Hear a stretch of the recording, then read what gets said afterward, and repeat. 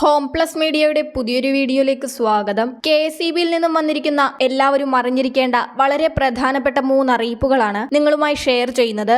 ആദ്യത്തെ അറിയിപ്പ്, AC അമിതമായി വൈദ്യുതി ഉപയോഗിക്കുന്നതിനാൽ വൈദ്യുതി ബിൽ കൂടുന്നത് സാധാരണമാണ്. എന്നാൽ AC ഉപയോഗിക്കുന്നവർക്ക് വൈദ്യുതി ലാഭിക്കാനുള്ള ചില ടിപ്സുകളാണ് KSEB പറയുന്നത്. ഇതിൽ ഒന്നാമത്തേത്, വീടിന്റെ പുറം ചുമരുകളിലും ടെറസിലും വെള്ള നിറത്തിലുള്ള പെയിന്റ് ഉപയോഗിക്കുകയും ജനലുകൾക്കും ഭിത്തികൾക്കും ഷെയ്ഡ് നിർമ്മിക്കുകയും വീടിന് ചുറ്റും മരങ്ങൾ വെച്ച് പിടിപ്പിക്കുന്നതും അകത്തെ ചൂട് കുറയ്ക്കാൻ സഹായിക്കും. അകത്തെ ചൂട് കൂടുന്നതിനനുസരിച്ച് ACയുടെ പ്രവർത്തനം കൂടും. അങ്ങനെ എനർജി കൂടുതലായി ചിലവാകും. അതിനാൽ ഇക്കാര്യങ്ങൾ ചെയ്യുമ്പോൾ വീടിനകത്തെ ചൂട് കുറയുകയും ACയുടെ പ്രവർത്തനം കുറയുകയും ചെയ്യുന്നു.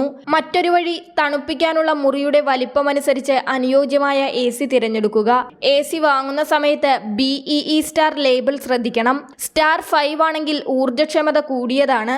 അത് വൈദ്യുതി ബില്ല് കുറയ്ക്കാൻ സഹായിക്കും. മറ്റൊരു ടിപ്പ്, AC ഘടിപ്പിച്ചിട്ടുള്ള മുറിയിൽ ജനലുകൾ, വാതിലുകൾ, മറ്റ് ദ്വാരങ്ങൾ എന്നിവയിൽ കൂടി വായു അകത്തേക്ക് കടക്കുന്നില്ല എന്ന് ഉറപ്പുവരുത്തുക. ഫിലമെന്റ് ബൾബ് പോലെയുള്ള ചൂട് പുറപ്പെടുവിക്കുന്ന ഉപകരണങ്ങൾ ACയുള്ള മുറിയിൽ നിന്നും ഒഴിവാക്കുക. ACയുടെ ടെമ്പറേച്ചർ സെറ്റിംഗ് 22 ഡിഗ്രി സെൽഷ്യസിൽ നിന്നും 1 ഡിഗ്രി കൂടുമ്പോൾ 5% വൈദ്യുതി കുറയുമെന്നറിയുക.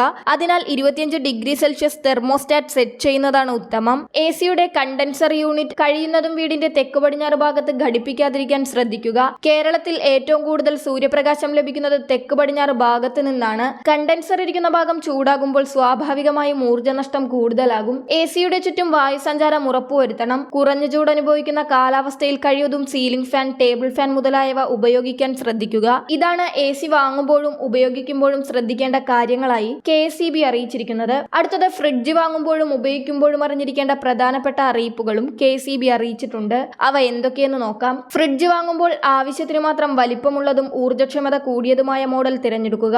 4 പേർ അടങ്ങിയിട്ടുള്ള കുടുംബത്തിന് 165 ലിറ്റർ ശേഷിയുള്ള ഫ്രിഡ്ജ് മതിയാകും. വലിപ്പം കൂടുന്തോറും വൈദ്യുതി ചിലവും കൂടുമെന്ന കാര്യം ഓർക്കുക.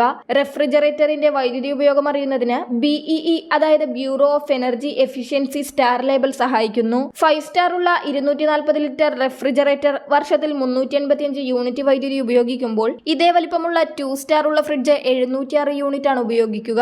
സ്റ്റാർ അടയാളമില്ലാത്ത പഴയ ഫ്രിഡ്ജുകൾ 900 യൂണിറ്റ് വൈദ്യുതി ഉപയോഗിക്കുന്നു. സ്റ്റാർ അടയാളം കൂടുന്തോറും വൈദ്യുതി ഉപയോഗം കുറയുമെന്നർത്ഥം. ഫ്രിഡ്ജ് ഉപയോഗിക്കുമ്പോൾ ശ്രദ്ധിക്കേണ്ട കാര്യങ്ങളാണ് ഇനി പറയുന്നത്. ഫ്രിഡ്ജിന് ചുറ്റും വായു സഞ്ചാരം ഉറപ്പാക്കണം. മാത്രമല്ല, ഫ്രിഡ്ജ് ഭിത്തിയിൽ നിന്നും 4 ഇഞ്ചെങ്കിലും അകലം ഉണ്ടായിരിക്കണം. ഫ്രിഡ്ജിന്റെ ഡോർ ഭദ്രമായി അടഞ്ഞിരിക്കണം. ഇതിനായി വാതിലിലുള്ള റബ്ബർ ബീഡിംഗ് കാലാകാലം പരിശോധിച്ച് പഴക്കം ചെന്നാൽ മാറ്റേണ്ടതാണ്. ഇത് വലിയ ഊർജ്ജനഷ്ടം ഉണ്ടാക്കുന്ന കാര്യമാണ്. ഇടയ്ക്കിടെ ഫ്രിഡ്ജ് തുറക്കുന്നത് ഊർജ്ജനഷ്ടം ഉണ്ടാക്കുമെന്നും അറിയുക. ഫ്രിഡ്ജ് കൂടുതൽ നേരം തുറന്നിടുന്നത് ഒഴിവാക്കാനായി ആഹാര സാധനങ്ങൾ അടുക്കും ചിട്ടയോടെയും ഒരു നിശ്ചിത സ്ഥാനത്ത് വയ്ക്കാൻ ശ്രദ്ധിക്കുക.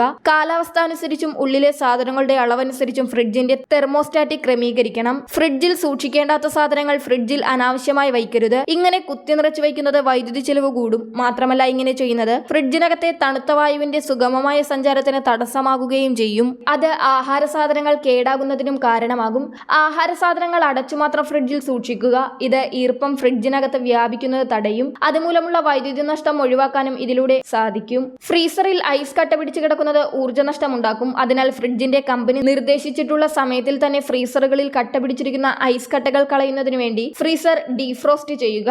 ഈ കാര്യങ്ങളാണ് ഫ്രിഡ്ജ് ഉപയോഗിക്കുന്നവർ ശ്രദ്ധിക്കേണ്ട പ്രധാന കാര്യങ്ങൾ. ഇത് മാത്രമല്ല, KSEBയുടെ മറ്റൊരു പ്രധാന അറിയിപ്പ് കൂടി വന്നിട്ടുണ്ട്. അതായത്, കണക്റ്റഡ് ലോഡ് റെഗുലറൈസ് ചെയ്യുന്നതിന് ഇപ്പോൾ സുവർണാവസരം എന്നാണ് KSEB അറിയിച്ചിരിക്കുന്നത്. വൈദ്യുതി കണക്ഷൻ എടുക്കുന്ന സമയത്ത് ഉണ്ടായിരിക്കുന്നതിനേക്കാൾ കൂടുതൽ ഉപകരണങ്ങൾ ഇപ്പോൾ ഉപയോഗിക്കുന്നവരാണോ നിങ്ങളെങ്കിൽ നിങ്ങളുടെ കണക്റ്റഡ് ലോഡ് വർദ്ധിപ്പിക്കാൻ നടപടികൾ സ്വീകരിക്കേണ്ടതുണ്ട്. കണക്റ്റഡ് ലോഡ് വർദ്ധിപ്പിക്കുന്നതിന് നിലവിലുള്ള നടപടിക്രമങ്ങൾ ലഘൂകരിച്ചുകൊണ്ട് ഇപ്പോൾ അവസരം ഒരുക്കിയിരിക്കുകയാണ് KSEB. ഇതിന്റെ കാലാവധി 2024 മാർച്ച് 31 വരെയാണുള്ളത്. ഈ ഉത്തരവ് എല്ലാ LT ഉപഭോക്താക്കൾക്കും ബാധകമാണ്. വ്യവസായ വാണിജ്യ മേഖലയിലെ ഒരു വലിയ വിഭാഗത്തിന് ഈ ഉത്തരവ് ഗുണപ്രദമാകും. ഇതിനായി പൂരിപ്പിച്ച അപേക്ഷയോടൊപ്പം ഉപഭോക്താവിന്റെ ID കാർഡ്, കണക്റ്റഡ് ലോഡ് സംബന്ധിച്ച ഡിക്ലറേഷൻ എന്നിവ മാത്രം നൽകി ലോഡ് റെഗുലറൈസ് ചെയ്യാവുന്നതാണ്. ഇതിനൊരു അപേക്ഷാ fees, testing fees, additional security deposit എന്നിവ ഇളവ് ചെയ്തിട്ടുണ്ട്. എന്നാൽ ആവശ്യപ്പെടുന്ന അധിക ലോഡ് നൽകുന്നതിന് വിതരണ ശൃംഖലയിൽ മാറ്റം വരുത്തേണ്ടതുണ്ടെങ്കിലും അതിനുള്ള തുക അഡീഷണൽ ECSE ആയി അടക്കേണ്ടി വരും. മറ്റൊരു രേഖയും സമർപ്പിക്കാതെ കൂടുതൽ പണച്ചിലവില്ലാതെ എല്ലാ വിഭാഗം ഗുണഭോക്താക്കളും ഈ അവസരം വിനിയോഗിക്കണമെന്നാണ് അറിയിച്ചിട്ടുള്ളത്. മാർച്ച് 31 വരെയാണ് ഇതിനുള്ള അവസരമെന്ന് പ്രത്യേകം ശ്രദ്ധിക്കുക. ഏപ്രിൽ 1 മുതൽ പരിശോധനയിൽ അധിക ലോഡ് കണ്ടെത്തിയാൽ പിഴ അടയ്ക്കേണ്ടി വരും. നിയമ നടപടിയും നേരിടേണ്ടി വന്നേക്കാം. ഇൻഫർമേഷൻ മറ്റുള്ളവർക്കും ഷെയർ ചെയ്യുക.